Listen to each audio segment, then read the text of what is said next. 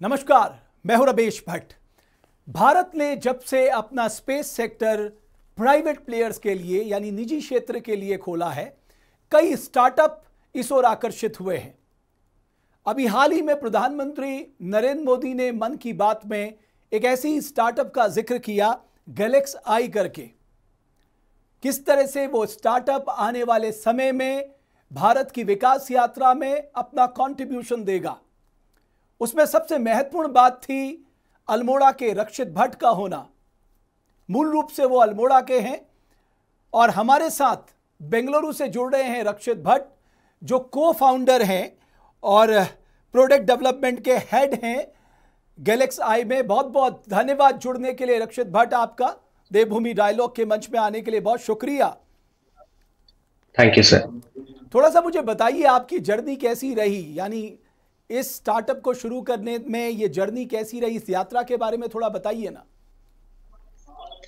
तो एक्चुअली हमने स्टार्ट किया था, तो मेरा बैकग्राउंड मैं थोड़ा सा बताता हूँ। तो मैं एक्चुअली आईआईटी मद्रास से मैंने अपनी अंडरग्रेड कंप्लीट की है। तो जब हम आईआईटी मद्रास में थे तो हमने एक प्रोजेक्ट किया था जिसका नाम है आविष्कार हाइपरलूप, जो कि अब एक रेलवे फंडेड प्रोजेक्ट है। और उस प्रोजेक्ट में हम लोग उस as part of that project हम लोग 2019 में स्पेस एक्स गए थे। वहां पे हमने इलॉन मस्क को अपना प्रोटोटाइप दिखाया था। और वहीं पे मैं अपने को फाउंडर से भी मिला था। और हम लोगों में काफी एक क्यूरियोसिटी थी स्पेस टेक में कुछ करने की। और हमने काफी केयरफुली एनालाइज किया कि इंडिया में उस टाइम पे सिर्फ इसरो ही था, जो कि एक गवर्नमेंट एंटिटी है जो स्पेस के लिए इंफ्रास्ट्रक्चर बनाता था, सैटेलाइट्स एंड रॉकेट्स। तो हमने उस टाइम पे सोचा कि बहुत बहुत अपॉर्चुनिटी है to do something in this sector specifically for India. And वहां से हम लोगों ने गैलेक्साई की शुरुआत करी। एंड 2021 में हमने अपनी कंपनी को रजिस्टर किया और वहां से फिर हमें फंड रेज भी मिलता गया। And then also we started on this journey of trying to build the best imaging infrastructure for India. अब बहुत ही मैं चाहता हूं बहुत लेबिन तरीके से हमारे दर्शकों के लिए आप समझाइए, जो गैलेक्स आई है ये क्या कुछ करने जा रहा है और भारत की विकास यात्रा में ये किस तरह से कंट्रीब्यूट करेगा। तो uh, क्या होता है कि स्पेस में जो होते हैं सैटेलाइट्स लॉन्च किए जाते हैं। तो सैटेलाइट्स क्या होते हैं कि दो टाइप के होते हैं। एक तो होते हैं कम्युनिकेशन सैटेलाइट्स जो आपको इंटरनेट प्रोवाइड करते हैं और आपको आपको सेल फोन में नेटवर्क प्रोवाइड करते हैं। और दूसरे होते हैं इमेजिंग सैटेलाइट्स। तो इमेजिंग सैटेलाइट्स जो होते हैं वो तस्वीरें खींचते हैं। जैसे आपको मान लीजिए समझना है कि क्या एनिमी गतिविधियां चल रही हैं पीओके में।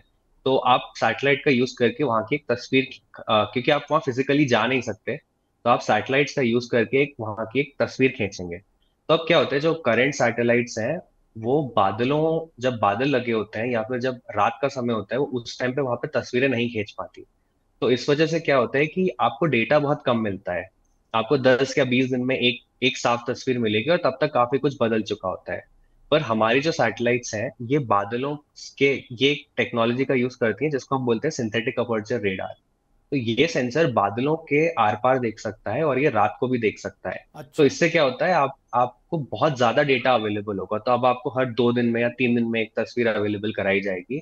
और हमारा तो टारगेट ये है कि हम रोज डेली इमेजिंग कैपेबिलिटी चाहते हैं। तो हम रोज इंडिया के किसी भी लोकेशन के ऊपर या फिर वर्ल्ड में किसी भी लोकेशन के ऊपर एक इमेज कैप्चर कर पाएंगे।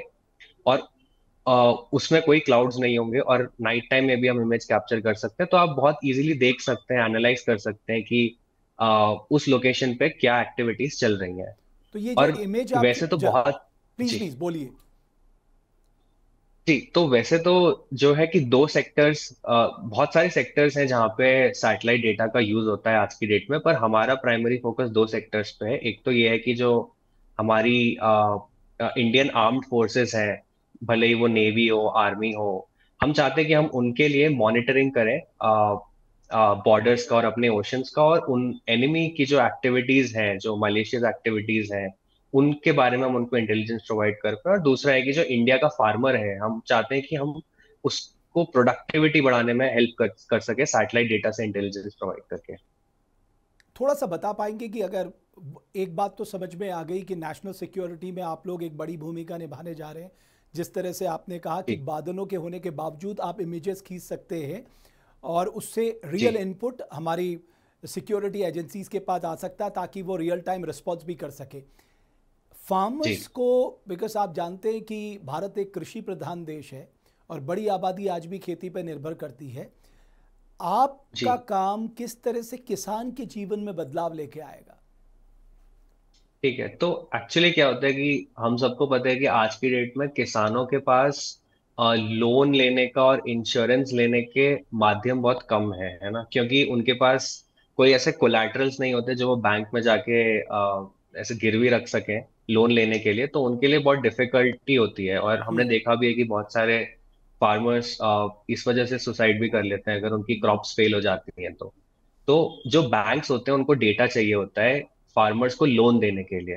तो सैटेलाइट से हम क्या कर सकते हैं, हम उनका जो फार्म है उसको एनालाइज कर सकते हैं रोज, हम्म। और बैंकों को ये डेटा प्रोवाइड कर सकते हैं कि ये जो किसान है इसकी जो पिछली 5 फसलें हैं ये काफी अच्छी गई हैं, तो आप इस डेटा के बेसिस पे आप इसको लोन प्रोवाइड कर सकते हो, भले ही इसके पास अगर कोई कोलैटरल नहीं है। तो इससे क्या होगा, ज्यादा से ज्यादा फार्मर्स बैंक से जाके लोन ले पाएंगे। और इनफैक्ट हमारा हमने एक प्रोडक्ट स्पेसिफिकली, एक सेक्टर है किसानों का जिसको बोलते हैं श्रिम्प फार्मिंग। हम्म। श्रिम्प, तो हमने इन श्रिम्प फार्मर्स के लिए ऑलरेडी एक प्रोडक्ट बनाया है जो लाइव है इस वक्त मार्केट में, और फार्मर्स इस प्रोडक्ट से अपने फार्म्स की वाटर क्वालिटी कैलकुलेट कर सकते हैं, जो कि एक बहुत इंपॉर्टेंट पैरामीटर होता है श्रिम्प फार्मिंग में, और हम इसको 1/10 ऑफ द कॉस्ट प्रोवाइड करते हैं। एक और बात, क्योंकि हमने अपना स्पेस सेक्टर प्राइवेट प्लेयर्स के लिए खोला है, कई नए लोग इसमें आ रहे हैं, खासकर स्टार्टअप्स आ रहे हैं। जो युवा आपको सुन रहे हैं, अगर वो लोग अपना भविष्य इस सेक्टर में खोजना चाहें तो ये कितना आकर्षक फील्ड है? आई थिंक इससे ज्यादा आकर्षक इस वक्त कुछ नहीं है, क्योंकि जब हम युवा होते हैं तो हम दो ही चीजें चाहते हैं। एक तो हम चाहते हैं कि फाइनेंशियल ग्रोथ हो हमारी, और दूसरा हम चाहते हैं कि हम कुछ ऐसा कंट्रीब्यूट करें जिससे देश को फायदा हो और दुनिया में एक बदलाव आए। और आई थिंक स्पेस सेक्टर एक ऐसा फील्ड है जहाँ पे ना सिर्फ आपको अपनी फाइनेंशियल ग्रोथ देखने को मिलेगी आज की डेट में, क्योंकि टैलेंट की कमी है ना। तो हम चाहते हैं कि जो अच्छा टैलेंट है वो इसमें आए, है ना। और लोग, पीपल आर विलिंग टू पे good amount for that. And second thing है कि जो यहाँ पे काम आप कर रहे हो, है ना, वो ऐसा काम है जिससे आप एक्चुअली डिफरेंस क्रिएट कर सकते हो for your country and for the world. तो आपको लगता है कि जो नई जनरेशन है उनके लिए एक विन विन सिचुएशन हो सकती है अगर वो इस सेक्टर को अपना करियर ग्रोथ के तौर पे देखते? एब्सोल्युटली, 100%। इसके अलावा भी कोई आपने सेक्टर चूज किए हैं? आपने कहा आप नेशनल सिक्योरिटी पे काम करेंगे, फार्मर्स के लिए काम करेंगे, और कोई प्लान आपने तैयार किया है?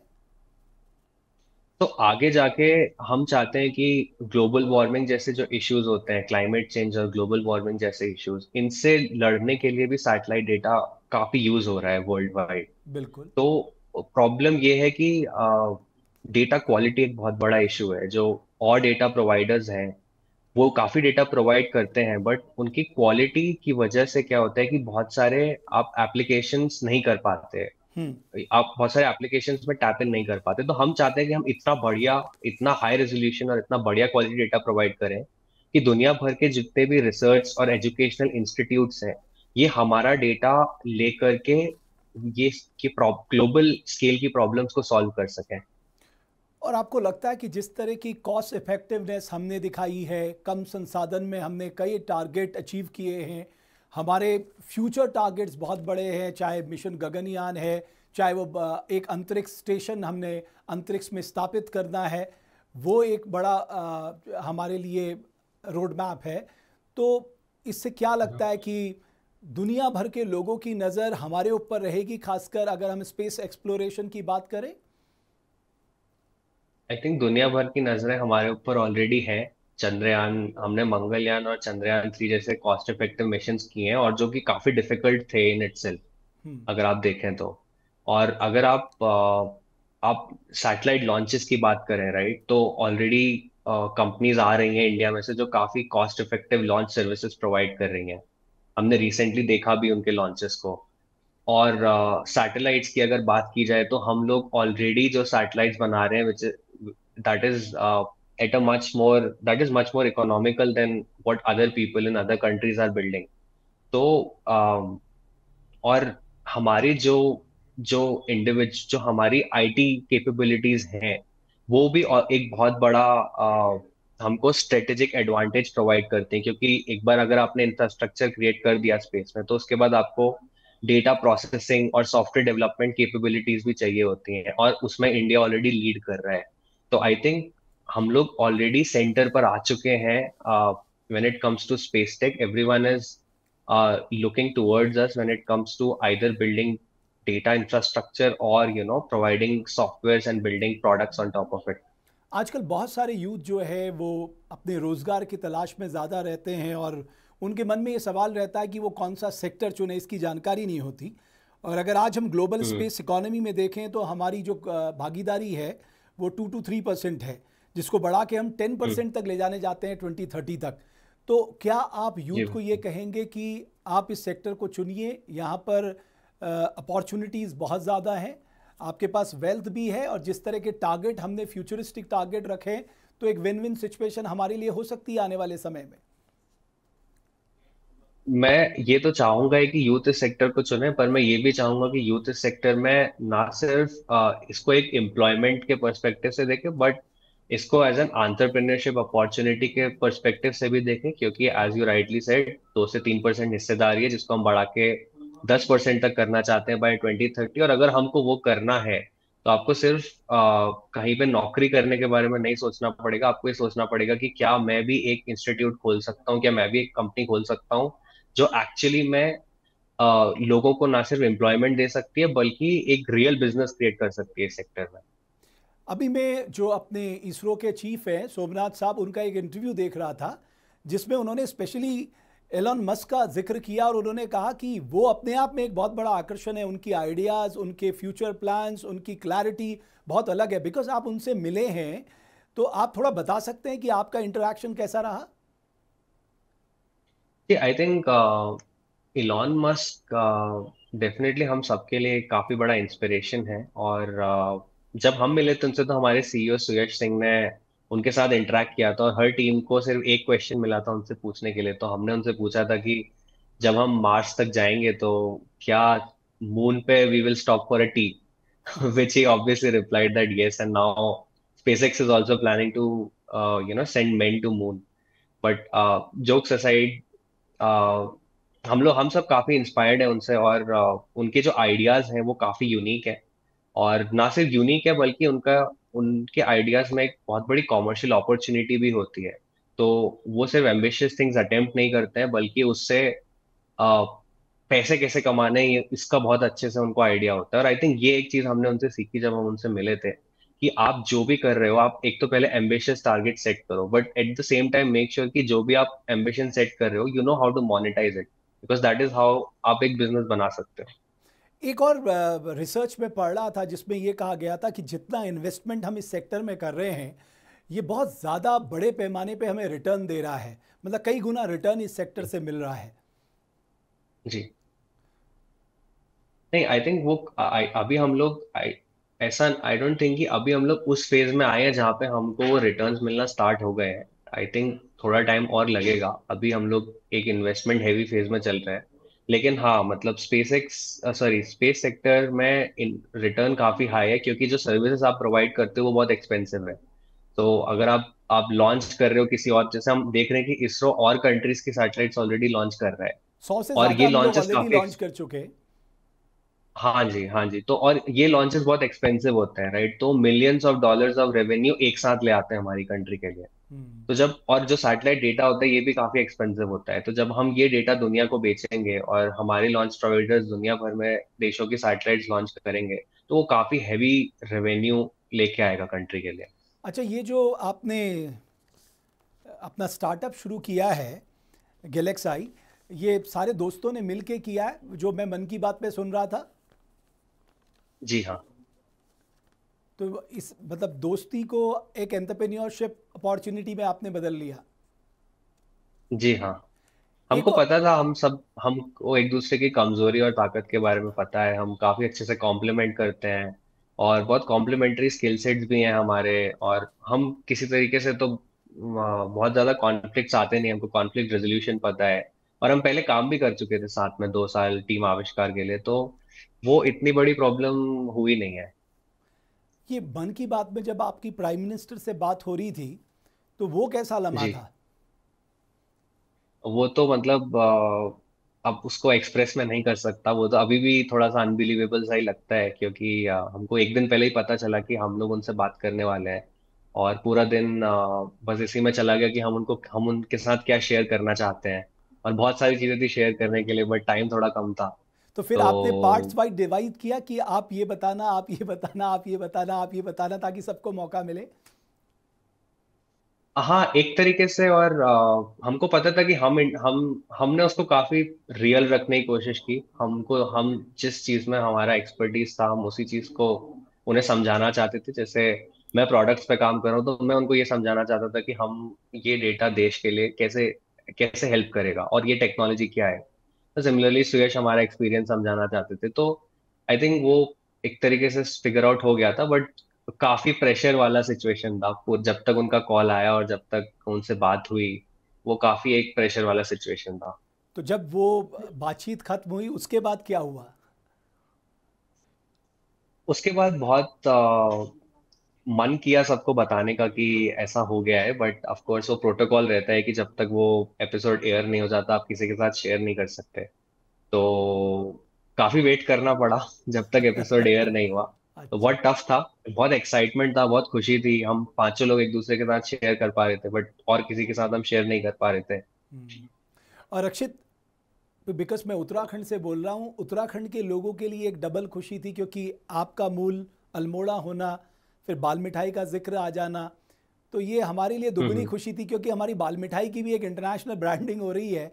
और लगे हाथ हम लोगों के लिए एक बहुत जी, अच्छा था कि एक अच्छी सोच ये थी कि एक यहाँ के मूल का व्यक्ति उस लेवल तक पहुँचा, उसने अपनी मेहनत से ये मुकाम हासिल किया है, तो ये नेचुरली दूसरों को भी इंस्पायर करेगा। जी। मैं बहुत धन्यवाद करूंगा आपका आरक्षित, और मेरी भविष्य के लिए आप सभी दोस्तों को बहुत बहुत शुभकामनाएं हैं। आप एक बहुत बड़ा ब्रांड बनकर उभरें, और जो आपकी सोच है कि भारत की विकास यात्रा में आपको कंट्रीब्यूट करना है, उसके लिए मेरी बहुत बहुत शुभकामनाएं, और बहुत बहुत धन्यवाद देवभूमि डायलॉग के मंच में आने के लिए। Thank you so much sir. बहुत धन्यवाद। तो स्पेस सेक्टर एक बड़ा एम्बिशियस सेक्टर है और फ्यूचरिस्टिक सेक्टर है। जो युवा इस क्षेत्र में आना चाहते हैं वो ना सिर्फ अपने लिए एक आकर्षक भविष्य ढूंढ सकते हैं, बल्कि आने वाले समय में भारत की जो विकास यात्रा है, चाहे वो आर्थिक विकास यात्रा है, सामाजिक विकास यात्रा है, वैज्ञानिक विकास यात्रा है, उस सब में अपना कंट्रीब्यूशन दे सकते हैं। बहुत बहुत धन्यवाद हमारी इस खास पेशकश को देखने के लिए।